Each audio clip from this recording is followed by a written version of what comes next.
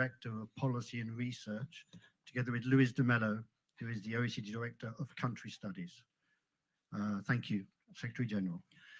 Well, good morning, everyone, and welcome to this launch of the OECD Economic Outlook. Global growth has continued at a resilient pace, driven by the front-loading of trade in anticipation of higher tariffs earlier in the year, by strong II investment, and by supportive macroeconomic policies. However, our outlook highlights key fragilities on the horizon, from elevated trade restrictions to policy uncertainty and concerns about supply chain security, to rising public spending pressures from increased defense requirements and the rising economic and fiscal impacts of population aging, and vulnerabilities associated with high financial asset valuations, such as for II-related investments and cryptocurrencies. We now project global GDP to grow by 3.2% this year, which is only slightly below the 3.3% rate of growth achieved last year. For next year, global growth is expected to moderate slightly to 2.9% as higher tariffs in the United States and China raise business costs, reducing growth in trade and investment. For 2027, we project a small rebound in growth to 3.1% as the peak impact of higher tariffs passes and inflation declines. OECD countries are growing at around half the rate of global growth, while economic convergence elsewhere, especially in emerging Asia, remains the main driver of global growth. Activity in the technology sector has been strong, boosted by sharp increases in investment in AI and other digital technologies, with industrial production of computer and electronic products having increased much more than total industrial production across countries and regions. In the United States, technology investments are driven in particular by imports of information and communication technology products were a key driver of economic activity in the first half of this year. Fiscal and monetary policies have helped sustain activity. OECD's countries' primary deficit, that is a government's fiscal deficit excluding spending on interest payments, continues to be significantly higher than in 2022. Monetary policy has eased in most advanced economies over the past year, which has lowered bank lending rates for firms and households, supporting credit growth. The average legislated tariff rate on merchandise imports to the United States is now estimated at 14.9% in November, markedly up from 2.3% in January, but down from the 16% in September as a result of several new trade agreements. The full effects of those higher tariffs since the start of the year will become clearer as firms run down the inventories that they built up in reacting to the tariff announcements earlier this year, and as the higher tariff rates continue to be implemented. So far, our estimate of the tariff rate that is actually being applied in the United States, based on the latest available reported customs duties and import statistics, is below the legislated rate, which suggests to us that tariff collections are likely to rise in the months ahead. Labor markets continue to be relatively tight, though there are some signs of easing. Job vacancies have fallen back to their pre-pandemic levels of 2019. Still, the unemployment rate across the OECD was 4.9% in the second quarter and 5% in September, only slightly up from its record low of 4.8% back in June 2023. Our projections point to a moderation of global GDP growth to 3.2% this year and 2.9% next year, followed by a small rebound to 3.1% in 2027, as I already mentioned. But compared with our economic outlook from June, these projections are up by 0.3 percentage points for this year and unchanged for next year. Highlighting some country-specific developments, in the United States, growth is expected to slow from 2% this year to 1.7% next year as higher tariffs take full effect, while for 2027 we project a small pickup to 1.2%. For Japan's economy, we project robust growth of 1.3% this year and 0.9% in both 26 and 2027, supported by resilient domestic demand. In the euro area, the growth is projected at 1.3% this year, 1.2% next year, and 1.4% in 2027, as increased trade frictions are expected to be offset by capital spending from the Recovery and Resilience Facility and higher defense expenditure. China's growth is projected to slow from 5% this year to 4.4% next year and 4.3% in 2027 as a result of the impact of higher tariff rates on exports to the United States, as well as continuing adjustment in the real estate sector and finding fiscal support. Inflation is expected to continue to decline progressively. For the OECD, we project inflation of 4.2% this year, going down to 2.8% in 2027. One exception is the United States, where we expect tariffs to push up inflation from 2.7% this year to 3% next year. By the middle of 2027, inflation is projected to return to the central bank's target in most major economies. This outlook remains fragile with significant risks. The outlook for trade and trade policy is particularly uncertain. Import restrictive measures on goods introduced since the beginning of 2009 are estimated to affect 16.8% of world imports, up from 0.6% in 2009 and 2.8% in 2016. Additional trade barriers would lower growth prospects further and likely push up inflation higher in countries imposing tariffs. But on the upside, of course, measures to lower trade barriers and reverse tariff increases would improve sentiment and support stronger activity. Another key concern relates to the resilience of global supply chains, given the high level of concentration in production of some key inputs, including rare earths and critical minerals. For example, China accounts globally for more than 50% of all rare earth mining and lithium, and more than 90% of all magnet manufacturing and graphite. A sudden disruption in the supply of these key inputs could lead to output drops in sectors such as energy, AI, and information and communication technologies, defense, and automobiles. Higher spending needs arising from defense requirements and population aging are also increasing fiscal risks.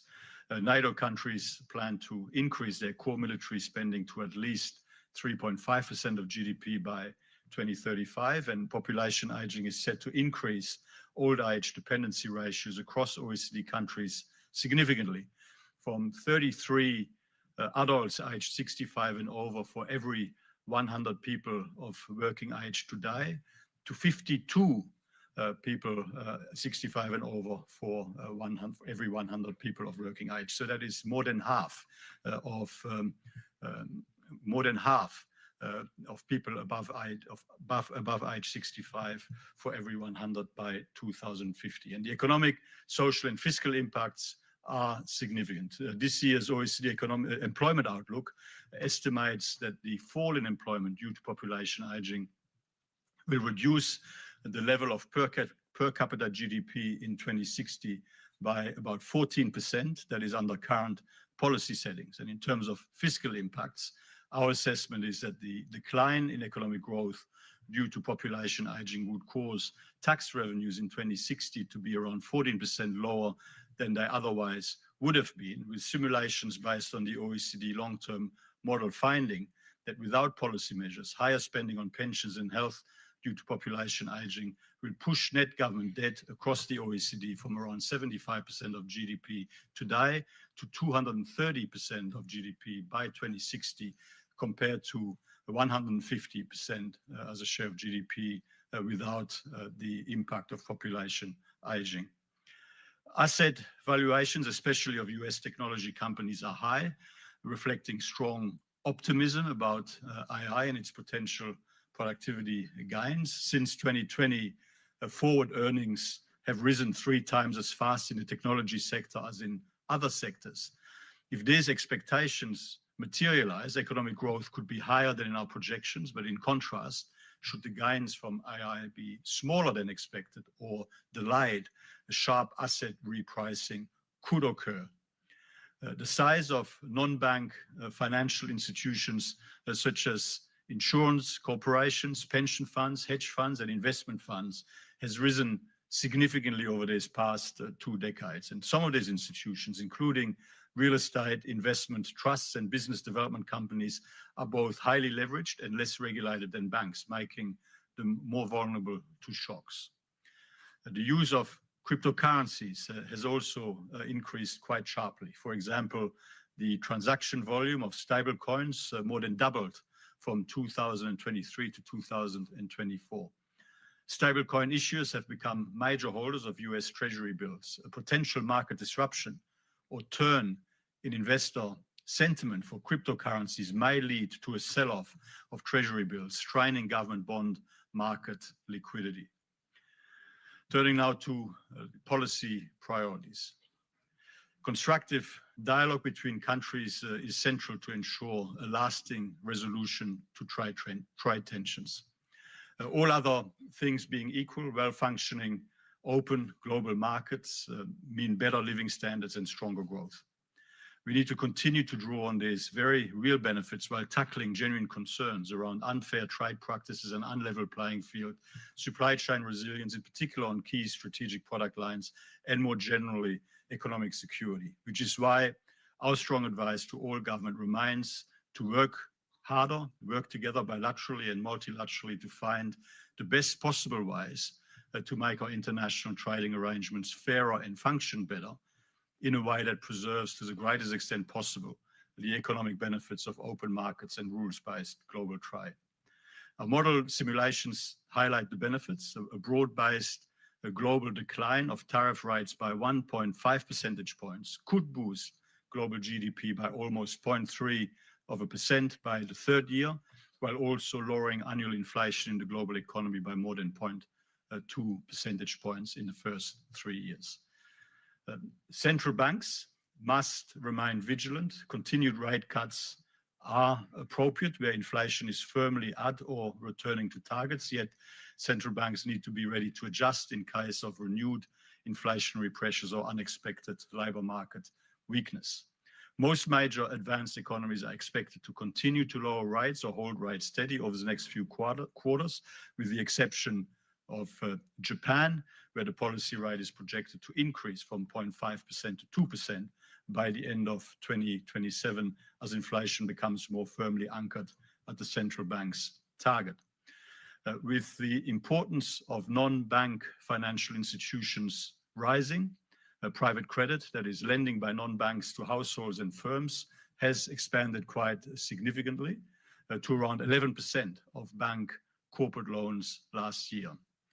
Financial regulators should ensure effective oversight of non-bank financial institutions through timely data collection and by stress testing to identify exposures and mitigate systemic risks.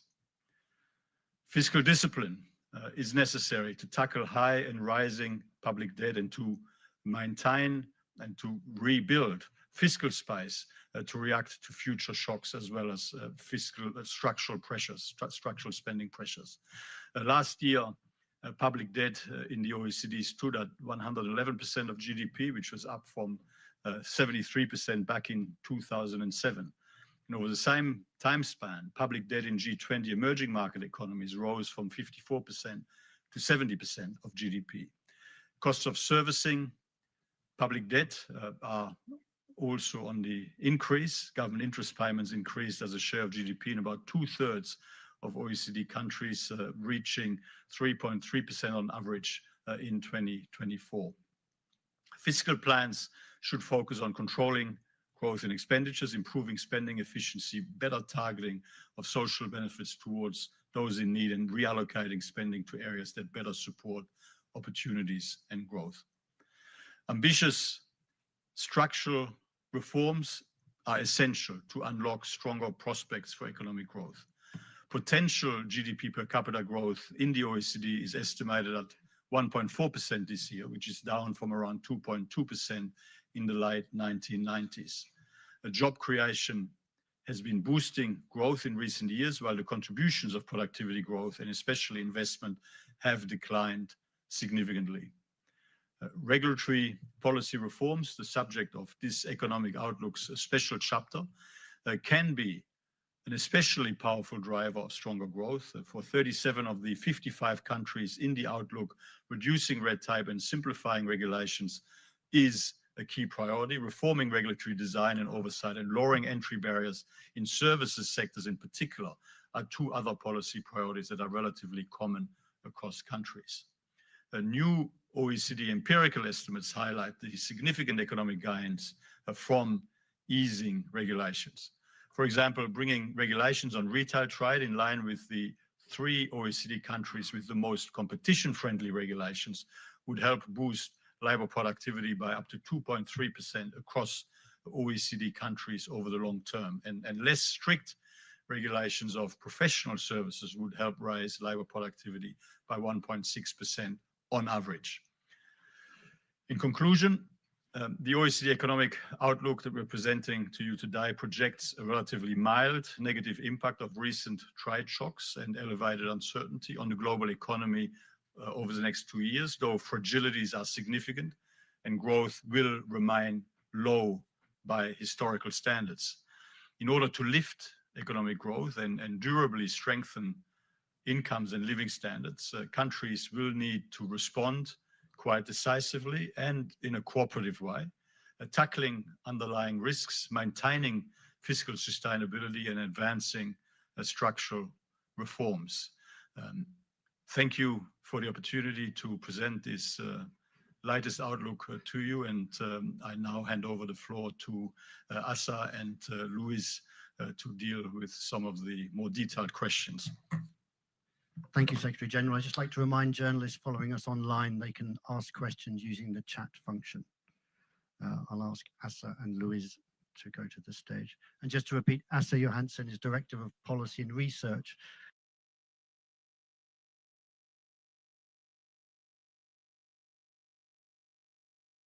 Angel Calvo from Yes, hello.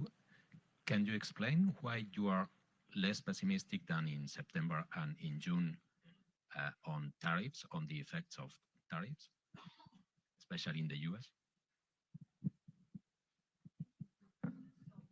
We have seen the effect of tariffs being less strong than what we estimated in June and in our September outlook, and that comes for a couple of factors. We have seen that firms are using inventories and stockpiles to offset some of the effects of the tariffs.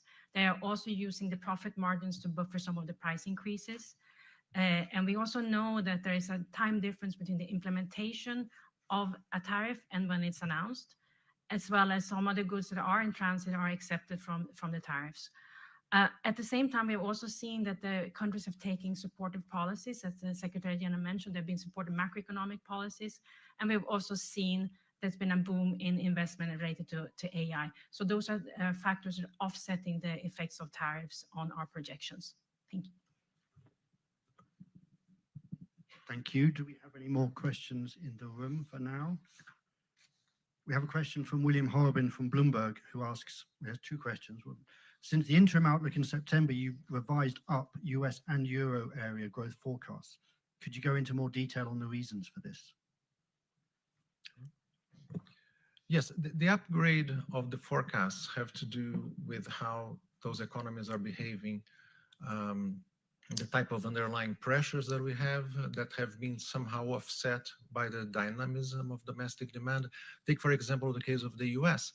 We know that the tariffs, we know that policy uncertainty, all that has depressed economic activity. On the other hand, we see the dynamisms of investment. In the US, investment related to the AI, everything that has to do with CAPEX, with infrastructure developments related to data centers, everything has to do with firms purchasing equipment that will allow them to thrive in this new technological age. All that has lifted economic activity in ways that have somehow offset some of the negative impacts related to policy uncertainty and related to the effect of tariffs on economic activity. So all in all, we see, as Åsa mentioned, some delayed reaction or delayed effect on economic activity and inflation related to tariffs, and on the other hand, a very strong domestic demand related to investment and related also to the technological change that our economies are facing. Thank you, Luis. And a related follow-up question. In addition, why is the global growth forecast unchanged despite these upward revisions? The global forecast is unchanged. It's a bit of a technical explanation. I assume that the question refers to the difference between global growth in this and the interim outlook. And there is an upgrade in the global economic growth, but it's not seen because it's very small. So it's a rounding issue. So the answer to the question is quite technical. I hope that satisfies the answer. Thank you. Okay, thank you, Åsa. We have a question from Paolo Levi from the Italian news agency ANSA. Growth in Italy looks very low. What is your main suggestion to the Italian authorities to improve the situation? Indeed, growth in Italy has been low for a number of years, and we've been documenting the fact that in Italy, like other advanced economies, productivity growth has been much more subdued than we would expect and much more subdued than needed to ensure the type of growth that we want over longer periods of time. We see the Italian economy as having been affected negatively this year in terms of domestic demand, given all the policy uncertainty that we're seeing around the world. We are seeing also that investment has been relatively weak for the same reasons. We find it important for Italy to maintain the path of consolidation of the public finances that is so important for a country that has high levels of debt, such as Italy, but we also see a lot of opportunity for structural reforms that would lift Italy's potential growth rate and then help not only with improving the living standards of the Italian population, but also helping consolidate the public finances as well. Issues that have to do with bringing more people to the labor force. In Italy, we see labor force participations of young workers, of older workers as well, as having a lot of potential to increase. In a population that is aging as fast as Italy, it will be very important to make sure that all the talent that is available is actually used to sustain growth over longer periods of time. Issues that have to do also with investment, investing in infrastructure, in the green transition, are all options that could improve the performance of the Italian economy and then yield higher rates of growth over the medium term. Thank you, Luis. We have a question from Henry Saker Clark from The Independent in the UK. How does the OECD think the UK government tax increases for Wednesday's budget will impact the country's growth outlook? The UK economy, we all heard last week the new budget. The new budget has a consolidation path that is somewhat more backloaded than we had expected. There are increases in spending that are relatively front-loaded. There are increases in taxation that will allow for the consolidation of the public finances, but they are somewhat more backloaded than we had expected.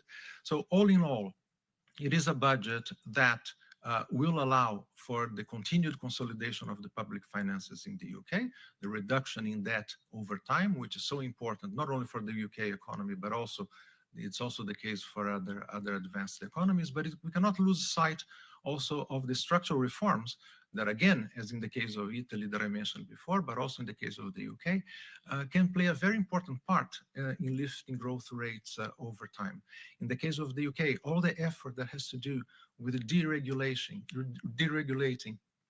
reducing the burden on enterprises, facilitating the process of permitting and licensing for new investment, all that has a huge potential to make sure that the business sector in the UK is more dynamic, that growth becomes stronger on the back of greater efficiency in the private sector.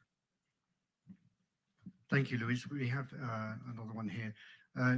You talked about the importance of fiscal sustainability in the presentation. How should countries balance the need to address the mounting public debt ratios while supporting new spending needs?